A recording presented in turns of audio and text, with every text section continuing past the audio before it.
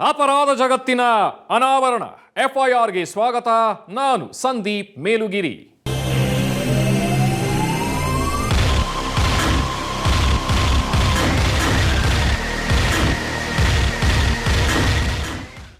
ಪ್ರೀತಿಸೋದು ಸುಲಭ. ಅದ್ಯಾವ ಗಳಿಗೆಯಲ್ಲಾದರೂ ಪ್ರೀತಿ ಹುಟ್ಕೊಂಡ್ಬಿಡಬಹುದು. ಆದರೆ ಹುಟ್ಟಿದ ಪ್ರೀತಿಗೆ ನೀರೆರೆದು ಬೆಳೆಸಿ ಜೋಪಾನ ಮಾಡೋದಿದೆಯಲ್ಲ, ಅದು ಸವಾಲು. ಅದರಲ್ಲಿ ಎಲ್ಲರೂ ಪಾಸಾಗಲ್ಲ. ಪ್ರೀತಿಯನ್ನ ಉಳಿಸಿ ಬೆಳೆಸಿಕೊಳ್ಳೋದಕ್ಕಾಗದೆ ಸೋತು ಸರಿದವರ ಕಥೆಯನ್ನ ಇವತ್ತು ನಾವು ನಿಮ್ಮ ಮುಂದೆ ಇಡ್ತಾ ಇದ್ದೇವೆ. ಹೃದಯದ ಮಾತು ಕೇಳಿಸುತ್ತಾ? ಅಷ್ಟಕ್ಕೂ ಹೃದಯ ಪ್ರೀತಿಯ ಮಾತಾಡುವಂತಹ ಸ್ಥಿತಿಯಲ್ಲಿದೆಯಾ ಈಗ? ಮನಸ್ಸು ಮುರಿದು ಹೋಗಿದೆ, ಹೃದಯ ಚೂರಾಗಿದೆ, ಕಟ್ಟಿಕೊಂಡ ಕನಸು ಛಿದ್ರವಾಗಿದೆ. ಇಂಥ ಸ್ಥಿತಿಗೆ ತಲುಪಿರೋರು ಸಿದ್ದು ಮತ್ತು ಲಕ್ಷ್ಮಿ. ಇದು ಒಂಥರ ಲವ್ ಬ್ರೇಕಪ್ ಕತೆ. ಆದರೆ ಅವರ ಪ್ರೀತಿ ಬ್ರೇಕ್ ಆಗಿದ್ದು ಯಾವಾಗ ಗೊತ್ತಾ? ಮದುವೆಗೆ ಸರ್ವ ಸಿದ್ಧತೆಯೂ ನಡೆದ ಮೇಲೆ.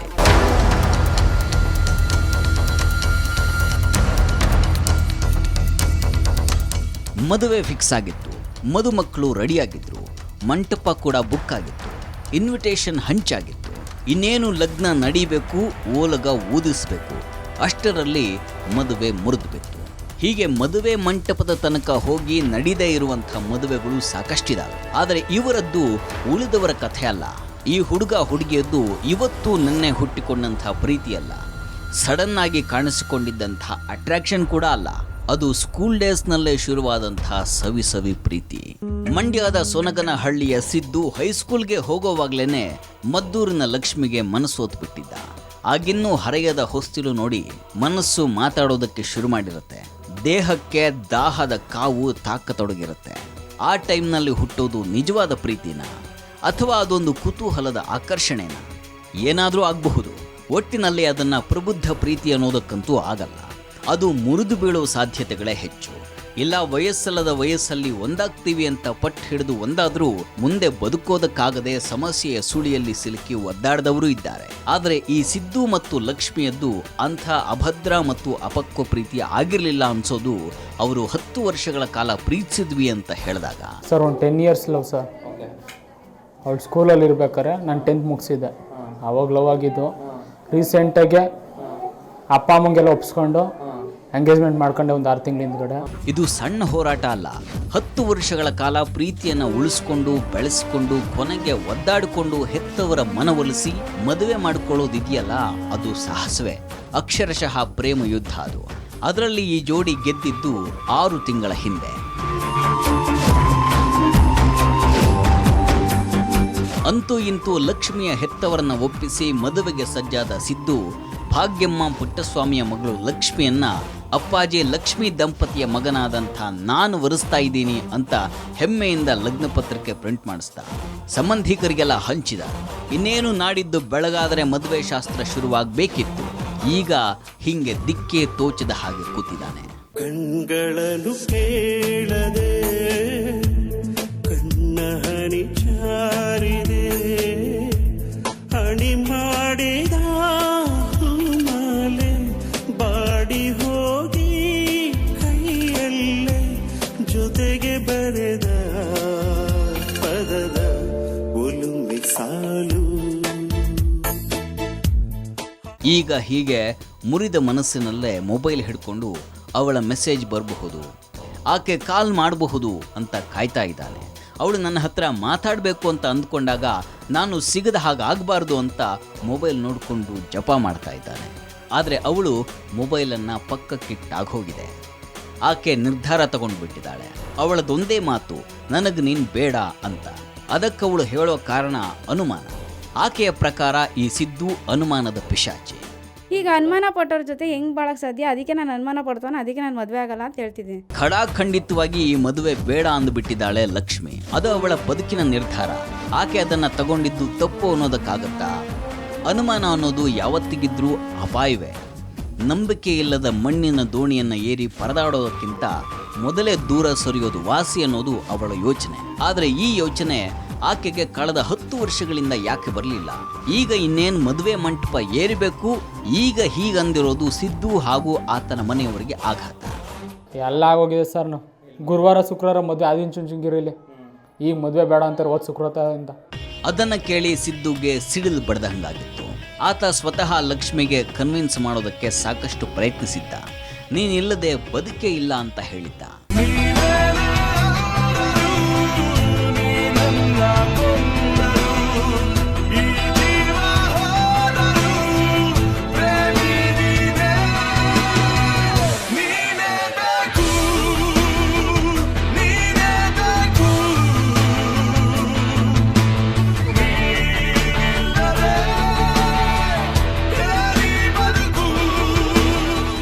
ಏನಂದ್ರೂ ಲಕ್ಷ್ಮಿ ಜಗ್ಗಲಿಲ್ಲ. ಅದಕ್ಕೆ ಕಾರಣ ಅವಳಮ್ಮ ಅಂತಾನೆ ಸಿದ್ದು.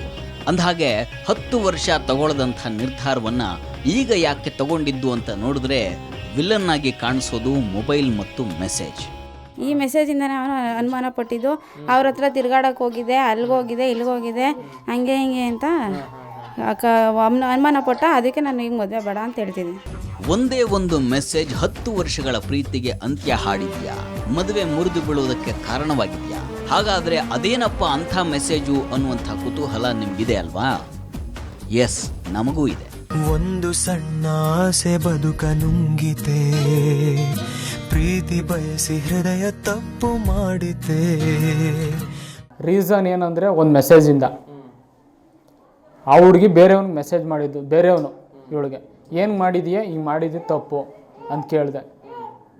ಕೇಳೋದಕ್ಕೆ ತಪ್ಪಾಗೋಯ್ತಾ? ಎಸ್, ತಪ್ಪಾಗೋಯ್ತು. ಅಂದಹಾಗೆ ಆ ಮೆಸೇಜ್ ಪ್ರಹಸನ ಶುರುವಾಗಿದ್ದು ಕಳೆದ ಶುಕ್ರವಾರ.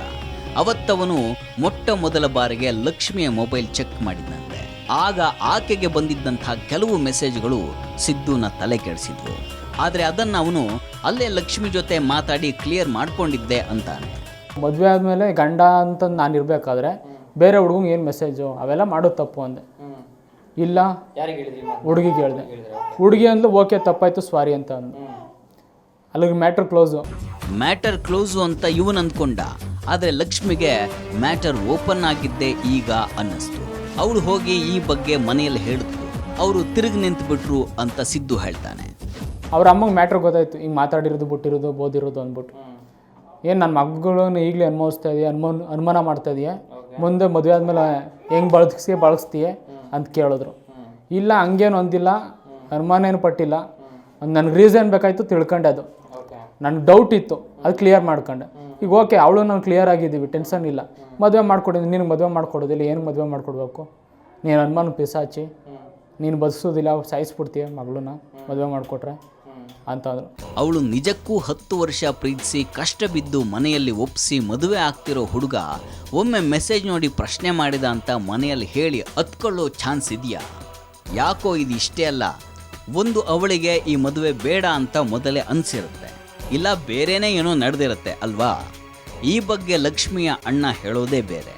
ಅಲ್ಲಿ ಸಿದ್ದು ಆ ಮೆಸೇಜ್ ವಿಷಯವನ್ನು ಇಟ್ಕೊಂಡು ಲಕ್ಷ್ಮಿಗೆ ಫೋನ್ ಮಾಡಿ ವಿಪರೀತ ಟಾರ್ಚರ್ ಕೊಟ್ಟಿದ್ದಂತೆ. ನಾವು ಅವರಿಬ್ಬರು ಲವ್ ಮ್ಯಾರೇಜ್ ಮಾಡಿದ್ದಿದ್ದು, ಹೌದಾ? ನಮ್ಮ ಮನೆಯವರೆಲ್ಲ ಇಷ್ಟ. ಆಮೇಲೆ ಲಾಸ್ಟಲ್ಲಿ ಎಂಗೇಜ್ಮೆಂಟ್ ಆಗೋ ಟೈಮಲ್ಲಿ ಎಲ್ಲ ಆಗಿತ್ತು. ಇನ್ನು 3 ದಿನ ಮದುವೆ ಆಯಿತು. ನಮ್ಮದು ಪ್ರೂಫ್ ಎಲ್ಲ ಇದೆ, ಆಯಿತಾ? ಎಲ್ಲ ಆಯಿತಾ? ಏನು ಹುಡುಗ ಅಂತಂದರೆ ಯಾವುದೋ ಈಗ ಆ ಹುಡುಗಿ ಒಂದು ಕೆಲಸ ಮಾಡ್ತಾವೆ ರಿಲಯನ್ಸ್ ಅಂತ ಕೆಲಸ ಮಾಡೋತ್ತವು. ಇವ್ರು ಏನಾಗೈತೆ ಅಂದರೆ ಆ ಹುಡುಗ ಏನೋ ಮೆಸೇಜ್ ಕಳ್ಸೋನು, ಊಟ ಆಯಿತಾ ಪಾಠ ಆಯಿತಾ ಅಂತ, ಹೌದಾ? ಹುಡುಗ ನಮ್ಮ ಮನೆಗೆ ಬಂದು ಊಟ ಎಲ್ಲ ಮಾಡಿ ಹೋದ. ನಾನು ಅಣ್ಣ ಲಗುಂಪದ್ರೆಲ್ಲ ಕೊಡೋಕೆ ಹೋಗಿದ್ದೆ 3 ದಿನ ಮದುವೆ ಇಟ್ಕೊಂಡು.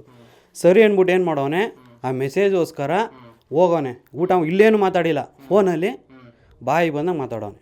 ಯಾವ ಥರ ಇದು? ಅವ್ರ ಅತ್ತೆಗೆ ಏನಂತ ಮಾತಾಡಿದ್ದು, ನೀನು ನಾನು ನನ್ನ ಜೊತೆ ಮಲಗಿಸಿದ್ಯಾ, ಈಗ ಅವನ ಜೊತೆ ಮಲಗಿಸ್ತೀಯಾ ನೀನು, ಆ ಥರ ಮಾತಾಡಿ. ಮತ್ತು ಹುಡುಗಂಗೆ ಹೋಗಿ ಅವ್ರಿಬ್ರು ಕೊಲೆ ಮಾಡ್ತೀನಿ ಅವನ್ನ. ಅವು ಇನ್ನೂ ಹುಡುಗಿ ಕೈಲಿ ಫೋನ್ ಮಾಡಿಸ್ಬಿಟ್ಟು ನಾನು ಗಂಡನ ಕರ್ಕೊಂಡೋಗಿದ್ಯಾ, ಕಳಿಸು ನೀನು ಅಂತ ಹುಡುಗಿಗೆ ನೈಟೆಲ್ಲ ಫೋನ್ನ ಟಾರ್ಚರ್ ಇಕ್ಕಿ, ನಮ್ಮ ಮಿಸ್ಸಸ್ಗೂ ಟಾರ್ಚರ್ ಇಕ್ಕವನೆ, ನಮ್ಮ ಅಮ್ಮಂಗೂ ಮಾತಾಡೋದೆಲ್ಲ ಮಾತಾಡೋನೆ. ಹೀಗೆ ಸಿದ್ದು ಯದ್ವಾ ತದ್ವಾ ಮಾತಾಡಿದ್ದಕ್ಕೇನೆ ಹುಡುಗಿಗೆ ಭಯ ಆಗಿತ್ತು. ಮುಂದೆ ಮದುವೆ ಮಾಡಿಕೊಂಡು ಪರದಾಡಬೇಕಾಗತ್ತೆ ಅಂತ ಅನಿಸಿ ಹತ್ಕೊಂಡು ಕೂತಿದ್ಲು. ಮನಸ್ಸಿನ ಮಾತನ್ನ ಹೇಳೋದಕ್ಕಾಗದೆ ಪರದಾಡಿದ್ಲು ಅಂತಾರೆ. ತುಟಿಯ ಮೇಲೆ ಬಾರದಿದೆ ಮಾತೊಂದು, ನೆನಪು ನೂರು ಎದೆಯಲ್ಲಿ ಅಗಲಿಕೆಯ ನೋವಲಿ. ಅವಳ ಪರದಾಟವನ್ನು ನೋಡಿ ತಾಯಿ ವಿಚಾರಿಸಿದಾಗ ಆಕೆ ಹುಡುಗನಿಗೆ ಅನುಮಾನ ಅಂತ ಹೇಳಿದ್ಲಂತೆ. ಆ ಕೂಡಲೇ ಭಾಗ್ಯಮ್ಮ ಸಿದ್ದುಗೆ ಕಾಲ್ ಮಾಡಿದ್ರಂತೆ. ಅಷ್ಟಾದ ಮೇಲೆ ಈ ಮದುವೆಯನ್ನು ಮುರಿದಿದ್ದು ಅಂತಾರೆ ಇವರು. ನಮಗೂ ಇಷ್ಟ ಇಲ್ಲ ಮದುವೆ ಅದು. ಯಾಕೆ ಇಷ್ಟ ಇಲ್ಲ? ಯಾಕೆ ಇಷ್ಟ ಇಲ್ಲ? ಮಗಳ ಮೇಲೆ ಅನುಮಾನ. ನನ್ನ ಮುಂಚೆನೇ ಫೋನಲ್ಲಿ ನೀನು ಸೂಳೆ, ನಿನ್ನ ಮಗಳ ಇನ್ನೊಬ್ಬನ ತಲೆಡಿ ನನ್ನ 3 ದಿವಸ ಮನಗಿಸು ಅಂದ. ಅವಾಗಿನಿಂದ ನಮ್ಮ ಮನಸ್ಸು ಹೊಡೆದೋಯ್ತು.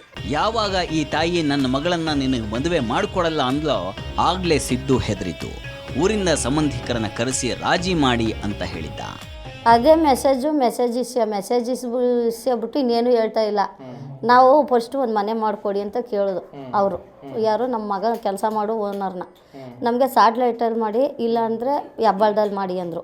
ಅಲ್ಲಿ ಮಾಡೋಕ್ಕಾಗಲ್ಲ, ಇಲ್ಲಿ ಮನೆ ಮಾಡಿ ಅಗ್ರಿಮೆಂಟ್ ಮಾಡ್ಕೊಂಡಿದ್ದೀವಿ, ಅಲ್ಲೆಲ್ಲ ಮಾಡೋಕ್ಕಾಗಲ್ಲ, ಇದು 3 ವರ್ಷ ಅಗ್ರಿಮೆಂಟ್ ಆಗೋದೆ ಅಂತ ಹೇಳ್ದು. ಅಷ್ಟು ಹೇಳಾದ್ಮೇಲೆ ಅವರು ನಿನ್ನ ನೋಡಿ ಮದುವೆ ಮಾಡ್ತಾ ಇರೋದು ಕಣಪ್ಪ ಅಂತ ಓನರ್ಗೆ ಹೇಳಿದ್ರು. ಆಯಿತು ಬಿಡಮ್ಮ, ಇದು ನಮ್ಮ ಮನೇಲೇ ನೀರೋದು ಏನೋ ಮಾಡುವ ಅಂತ ಅವ್ರು ಅಂದ್ಕೊಂಡ್ರು. ನಾವಂದೇ ನಣ ಇಲ್ಲಿ ವ್ಯವಹಾರ ಬೇಡ, ನಾವು ಸೂನ್ಗಳಿಯೋರು, ಅಲ್ಲಿ ನೀರುದು ಗಂಡಿಗೆ ಏನೇನು ವ್ಯವಸ್ಥೆ ಬೇಕೋ ಅಲ್ಲಿ ಮಾಡ್ಕೋತೀವಿ, ನಿಮ್ಮ ವ್ಯವಹಾರ ಬೇಡ ಅಂತ ಅಂದ್ಬಿಟ್ಟು ಆಯಿತು ಅಂದ್ಬಿಟ್ಟು ಸುಮ್ಮನಾದ. ಇಲ್ಲಿವರೆಗೂ ನಮ್ಮೂರಲ್ಲೇ ನಮ್ಮ ಅಕ್ಕರ ಮನೆಯಲ್ಲೇ ನೀರು ಇಸೋದು, ನಮ್ಮ ಅಲ್ಲೇ ಎಲ್ಲ ಕೆಲಸನೂ. ಆದ್ರೂ ಈ ಮನೆನ ಹೆಣ್ಣು ಗಂಡು ಬಂದು ಮದುವೆ ಮಾಡ್ಕೊಂಡು ಇರಲಿ ಆರಾಮಾಗಿ ಅಂತ ಈ ಮನೆ ಮಾಡ್ಕೊಂಡು ಈಗ ಲೀಸ್ಗೆ ಹಾಕ್ಸ್ಕೊಂಡು 3 ದಿನದಲ್ಲಿ. ಇವಾಗ ಮೊನ್ನೆ ಆಲೋಕಿಸ್ತು. ಇವಾಗ ನಮಗೆ ಏನಂತ ಫೋನ್ ಮಾಡಿದ್ರು, ಅಮ್ಮ ಏನೋ ಒಂದು ಮೆಸೇಜ್ ಬಂದಿತ್ತು, ಅದಕ್ಕೆ ಮೆಸೇಜನ್ನು ತಕ್ಕನಾಗ ಏನು ಎತ್ತಂತ ಕೇಳ್ದಕ್ಕೆ ನೀನು ಮದುವೆನೇ ಮಾಡ್ಕೋದಿಲ್ಲ, ಅದ್ಯಾರು ನೀನು ದೊಡ್ಡವ್ರು ಕರ್ಕೊಬಾ ಅಂತಂದರು. ಹಿಂಗೆ ಬಾಮ ಅಂತ ನನಗೆ ಕರೆದ್ರು. ನಿನ್ನೆ ಸಾಯಂಕಾಲ ನಾನು ಬಂದೆ. ಇವಾಗ ನಾನು ದೊಡ್ಡವರು ಅಂದ್ಬಿಟ್ಟು ಒಂದು 10 ಜನ ಆಟ ಮಾಡ್ಕೊಂಡು ನಾವು ಕರ್ಕೊಂಡು ಹೋದೋ. ಅವ್ರಿಗೇನು ಉತ್ತರನೇ ಇಲ್ಲ. ಮಾತೆತ್ತು ಅಂದ್ರೆ ನಾವು ಮಾಡಲ್ಲ ಮದುವೆ ಮಾಡಲ್ಲ. ಇವರು ಕಾಲಿಗೆ ಬಿದ್ದು ಮದುವೆ ಮಾಡಿಕೊಡಿ ಅಂತ ಕೇಳ್ಕೊಂಡ್ವಿ, ಆದರೂ ಕೇಳಲಿಲ್ಲ ಅಂತಾರೆ. ಆದರೆ ಲಕ್ಷ್ಮಿ ಮನೆಯವರು ಹೇಳೋದೇ ಬೇರೆ. ಅಶೀಲವಾಗೇ ಮಾತಾಡಿರೋದು ಅವನು. ನನ್ನ ಜೊತೆ ಮಲಗಿಸು, ಇನ್ನೊಬ್ಬರು ಕರ್ಕೊಂಡೋಗಿ ಅವಳ ಜೊತೆ ಮಲಗಿಸ್ತೀನಿ ನೀನು, ಈ ಥರ ಎಲ್ಲ ಮಾತಾಡಿ ಅಶೀಲಂಗೆ ಮಾತಾಡಿ ನಮ್ಮ ತಾಯಿಗೂ ಬೈದವನೆ, ನಮ್ಮ ಮಿಸ್ಸಸ್ಗೂ ಬೈದವನೆ. ಎಲ್ಲ ನಾನು ಇರಲಿಲ್ಲ ಆ ಟೈಮಲ್ಲಿ, ಎಲ್ಲ ಮಾಡ್ಕೊಂಡು ಈಗ ಬಂದವನೆ. ನಾವು ಹೋಗ್ಬೇಕಾಯ್ತು. ಅವತ್ತು ಅವ್ರ ಜೊತೆ ಯಾರು ನಾವು ಎಂಗೇಜ್ಮೆಂಟಲ್ಲಿ ದೊಡ್ಡವರೆಲ್ಲ ಬಂದಿದ್ರು, ಅವತ್ತು ಅವರು ಮಾತು ಕೊಟ್ಟಿರಲ್ಲ, ಅವ್ರು ಯಾರು ಬಂದಿಲ್ಲ. ಯಾರು ಬೇಕಾರ್ದು ಎಕ್ಸ್ಟ್ರಾಗಳು ಕರ್ಕೊಬಂದು ಗಲಾಟೆ ಮಾಡೋಕ್ಕೆ ಬಂದವನೆ. ಹೀಗೆ ಗಲಾಟೆ ಮಾಡೋದೆಲ್ಲ ಸಿದ್ದುಗೆ ಹೊಸ್ತಲ್ಲ. ಹಿಂದೆ ಅವನು 2 ಬಾರಿ ಲಕ್ಷ್ಮಿ ಮದುವೆನ ಮುರಿದಿದ್ದ, ಮದುವೆ ಮುಂದಾಕಿದ್ದ. ಆತನ ಕಥೆ ಬೇರೆನೇ ಇದೆ ಅಂತಾರೆ ಜನ. ಹಾಗಾದರೆ ಅವನು ಸ್ಯಾಡಿಸ್ಟಾ? ಲಕ್ಷ್ಮಿಗೆ ಬಂದ ಮೆಸೇಜಲ್ಲಿ ಏನಿತ್ತು? ಆ ಕ್ಷಣದಲ್ಲಿ ಸಿದ್ದು ಸಿಡಿದೆದ್ದಿದ್ದು ತಪ್ಪ? ನೋಡೋಣ.